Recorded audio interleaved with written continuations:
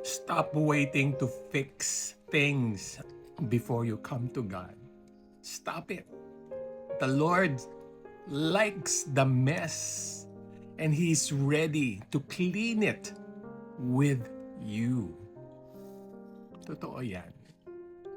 Huwag kang mahiya sa Diyos at sasabihin mong, ang gulo pa ng buhay ko, ayusin ko muna Lord bago ako lumapit. Bago ako humingi ng tulong, paliliitin ko muna ang problema ng konti. Ingitian ka lang ng Lord, sabihin sa'yo, ikaw bahala. Ako ready na. Pero kung gusto mo pang mapagod, kung gusto mo pang magbuhat, ikaw bahala. The Lord is such a gentleman.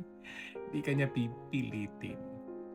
Pero ako, pipilitin na kita.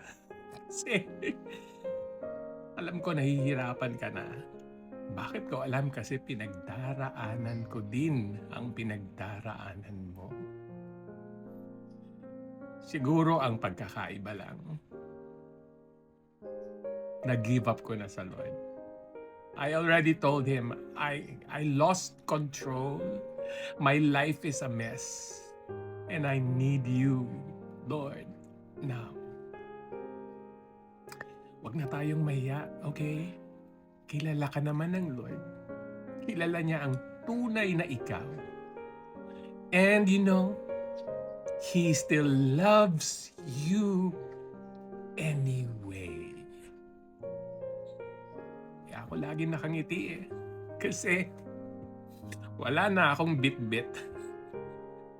Wala na akong bit-bit. Hindi na ako nabibigatan. Gaan na gaan pa nga ako.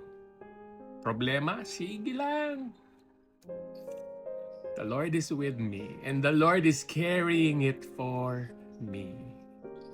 In due time, these things will pass. I hope that encourages you today. God bless you.